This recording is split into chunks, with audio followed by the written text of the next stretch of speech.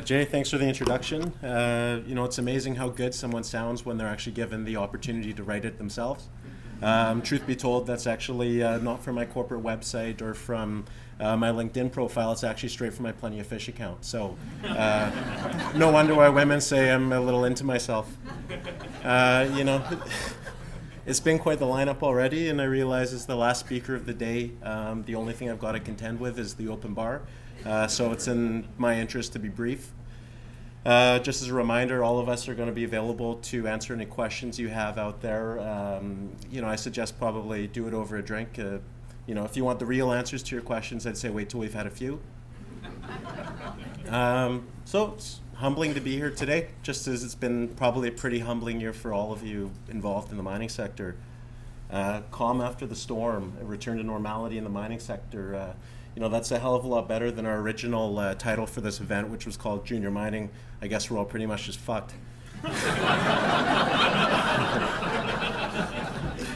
As Jay mentioned, I run a company called the Mining Recruitment Group. And for coming up on a decade now, I've had the privilege of working behind the scenes and in the boardrooms of some of the most prominent companies in the sector. A large portion of what I do is geared towards executive search, so it has to do with board restructures, management shakeups, and everything in between. I've worked with pre-IPO explorers all the way up to some of the largest producers in the industry. Often when I'm meeting people, I get asked, what's your day look like on a day-to-day basis? And when I'm not on a search, my job is to get out there and to meet as many people as I can in the industry with an aim of building out my database. This obviously hasn't done much for my figure over the years, but it has given me the opportunity to keep my finger on the pulse of the industry in a way that many people just don't really have the means to.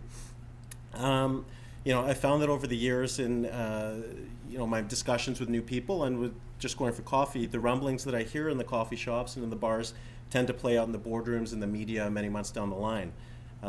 Given that I'm in the interest of, in the business of people, about 5 years ago I pioneered a report called Mining Executive Outlook, which was just essentially a sampling to our executive database of TSX and TSX Venture executives of mining companies, and it simply allows us the opportunity to get inside the heads of those actually at the helms of the resource companies, the ones like you all who are calling the shots, making the decisions, and just gauge where sentiment is, where it's going, and look at some management strategies that are being employed along the way. Given the timing of our event today, I figured that it would make sense to unveil our Q4 findings, which was based on a survey we sent out just over the last few weeks. The survey we did, 162 mining executives, fully listed companies and venture companies, and I think the results of which will reflect what many of you have already been seeing anyways. This is a direct follow-up to one we did back in Q3, and we also did one this time last year as we headed into Q4, so it makes for some interesting comparisons. As a point of reference, 71% of the executives polled in this were from companies under 50 million in market cap. It sounds like a lot, and it's certainly more than we've seen in years past, but that's really a function of the market. There's a hell of a lot more smaller companies out there than there were. At the time of our last polling in Q3, sentiment was at newfound lows, essentially coinciding with the venture hitting bottom. As we enter Q4, the issues faced by miners is evidently quite the same, but what we are seeing is that we are in the midst of a recovery, no matter how tepid it's been to this point. Though short-term sentiment is obviously pretty bleak, the pessimism has clearly dissipated amongst executives. In the interest of time, I'm only going to go over a few of the key findings pulled from this report, but anyone who does have an interest in reading the whole thing can email me, and I'll happily send it out. It's just finished up last night, so it's brand new. According to mining executives, short-term, 52% of respondents have a bearish outlook on what's going to happen over the next 6 to 12 months. Sounds bad. It's actually a lot better than it was 3 months ago, where 64% of you thought it was going to be pretty tumultuous. More executives are actually bullish, going from a whopping 9% to 11%. But what we are seeing is that more people are moving from the bearish side of things just to a neutral outlook. Long term, Yeah, everyone's quite positive. 74% of executives think it's going to be a bullish 3 years ahead of us. Only 4% of you actually think it's not going to be very good. So looks pretty good. Capital raising, a new question we just asked was simply outlook on raising money in Q4 in terms of difficulty compared to the last 6 months. Well, only 17% of you guys think it's going to get any easier. 25% are expecting things to get a little more challenging this quarter, but I guess positively 58% are indicating it's going to be about the same. In terms of hiring, well, if any of you want to buy a car, it's parked out there. It's going to be, it's not particularly rosy with 69% of executives indicating that they're not planning on hiring over the next 6 months. When asked about layoffs, 45% of you are still actually considering additional cuts for Q4, which is pretty much exactly in line with where it was at this time 3 months ago. It does seem to be a foregone conclusion that the markets won't turn around in the short term in any meaningful way. But now I'm going to wake up and by telling you all that everything I just said doesn't really matter.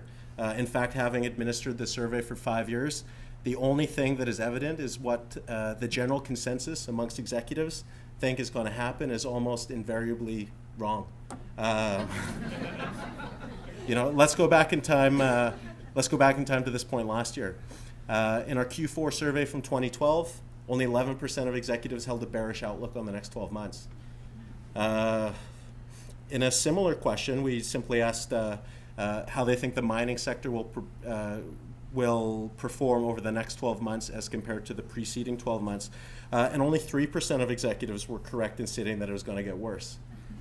So here we have two questions posed to people actually making the decisions, running the companies, and we have 11% of you right and 3% of you right.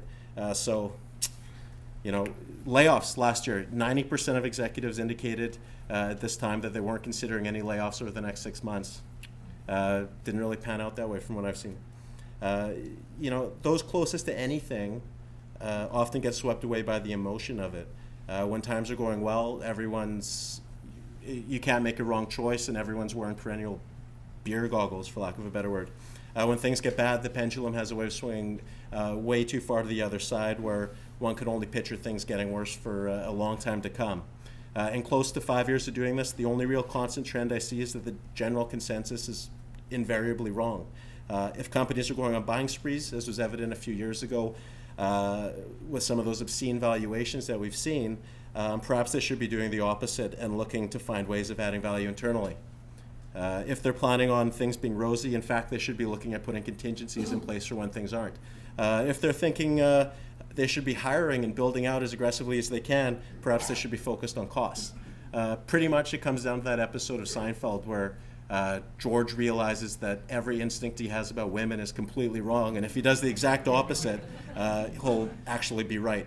And he tests it out and gets a model's phone number within 5 minutes. Once again, this time last year, only 11% of executives that took part held a bearish outlook on what was going to happen. Given how far the pendulum has swung to the other side, perhaps the negativity so rampant amongst executives signals that now is the perfect indicator of what could be a massive turnaround already in the making. Now, quickly on a different subject that will seemingly affect everyone in this room, a question was posed regarding retirement plans within the next 5 years. Specifically, do you plan to retire in the next 5 years? Only 61% of executives indicated that they're going to be sticking around. A full 39% of executives are planning to have one foot out the door, which I guess signals now is probably a pretty good time to invest in some recreational real estate. But what is alarming about this is only 22% of executives indicated that their companies have already had these discussions or that there's any sort of succession planning in place.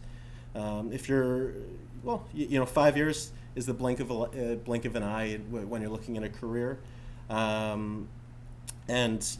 think this is something that's going to play out, and we'll see the cascading effects over the next 2 years really start to pick up.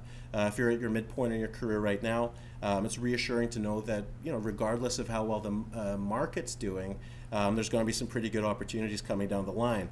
But for those companies needing to find key successors, the competition will be more fierce than I think anyone can imagine. I'd say have these discussions now, plan for it, and this is something that's going to be felt industry-wide, and it's also why I'm planning on raising my fees. Thank you.